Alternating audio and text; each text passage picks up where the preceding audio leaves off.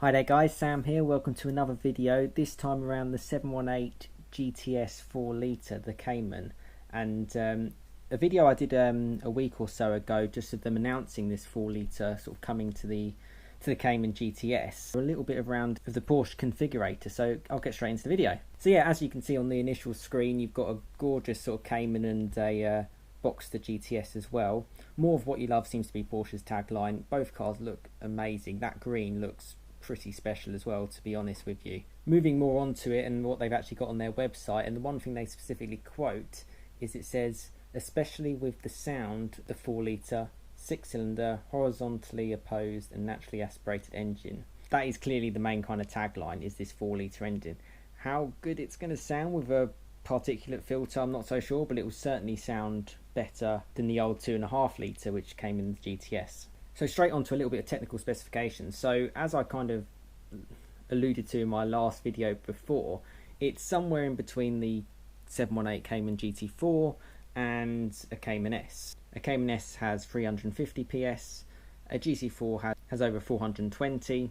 This one has 400 PS. 0 to 60 is good for 4.5 seconds, 182 miles an hour, pretty spectacular for what isn't even technically the top of the range Cayman. So straight on to the configurator, and as I kind of mentioned before as well on my McCann configurator video, Porsche do like speccing things on the car that they would like you to choose, and on this one it's the Carmine Red, the special colour, which comes in at £1,658, and that takes the total price up to £65,746. Obviously you don't have to spec that, it does look good. Red and black will sort of go quite well as well in my opinion. So this is Porsche's new sort of Python green colour, and I think it looks good. Certainly something special. Again, similar price, the same price as the Carmine Red. Looks good in the Boxster. Certainly stands out. If you want your car to stand out, get one of these special colours. Again, even the lava orange looks good, and I think it kind of suits Porsche's kind of actual look of a car.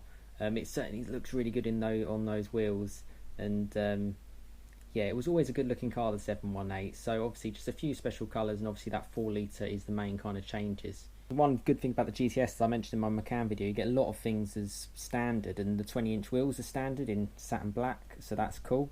You get the GTS sort of Alcantara elements around it, and that's actually the standard interior you've got there. If you want, you can spend £2,315 and you can have the bucket seat, similar to something on like a 918. It looks really, really good, but I think if you're getting into this kind of level and that kind of price, as you can see the prices quickly rocketed up to nearly 70,000, you may well be better off with a Cayman GT4 at that kind of level. So I think going back to kind of the standard look is probably the right thing to do on this kind of car, because you get a lot of standard and those seats look pretty brilliant, and I can tell you from experience they hug you in just as well, and they're nice and comfy. One big thing I want to mention, you probably noticed it in this, is it's got a 6-speed manual transmission, and that's all you get. Similar to the Cayman GT4, the GTS is only with a manual transmission, and I part think that is because if they fitted it with a PDK, it would be so much faster than the GT4, and they can't really be having that.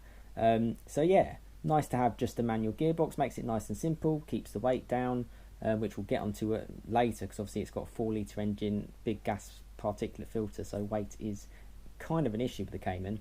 But manual gearbox, great to see. I have one in my Golf R. If you're familiar with my channel on my Golf R, I do like Porsche content, but that's what I'm kind of into, and that's what I drive as my daily. That's really cool to see.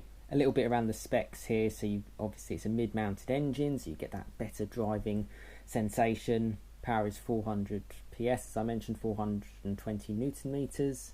We'll go past the economy kind of side of things, but the interesting thing is actually the unladen weight goes in at 1,480 kilos. And I checked back on a 2.5 litre Cayman S, because the old 2.5 litre GTS is no longer available, and it's actually 50 kilos lighter because it's a 4-cylinder 2.5 litre. So that's one thing you've got to think of.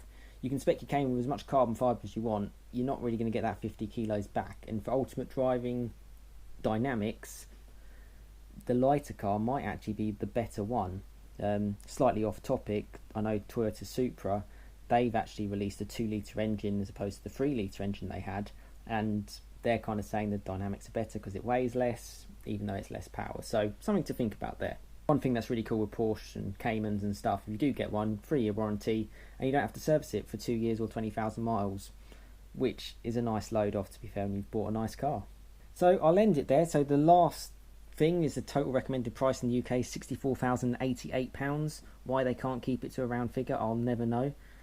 This one is completely standard GTS. It's quite nice they give you 4 different colours as standard actually, even if they're not metallic and special. For example, yellow looks pretty cool, so I've shown that there. Looks good on the side profile, the red brake calipers. I think it's a great car. I'm glad they've released it and they've announced it, as I kind of mentioned before. It's a car that I think is just kind of incredible, kind of the road use. Car that can work on track quite well, but you know, 90% of the people that use this kind of car are likely to use it on the road, and I think it's a great car on the road, and I can't wait to get my hands on one to actually drive one, probably around Porsche Silverstone at their experience centre, so that should be fantastic. And you never know, if things work out, I'd love to have one of these alongside my Golf R, but well, we'll see what the future holds, eh? But thanks so much for watching. I like doing these kind of configuration videos. I like cars that I'm really interested in, and I hope you guys are interested in them too. You know, stay tuned, more content on kind of my Golf R and other sort of up-to-date videos. I do kind of Porsche content and other things that I'm kind of passionate around sort of like the car industry, and to try and keep you guys up to date as well. But you know, please subscribe if you do enjoy this kind of content, and give it a like as well. But thanks very much for watching, and I'll see you again next time. Cheers guys.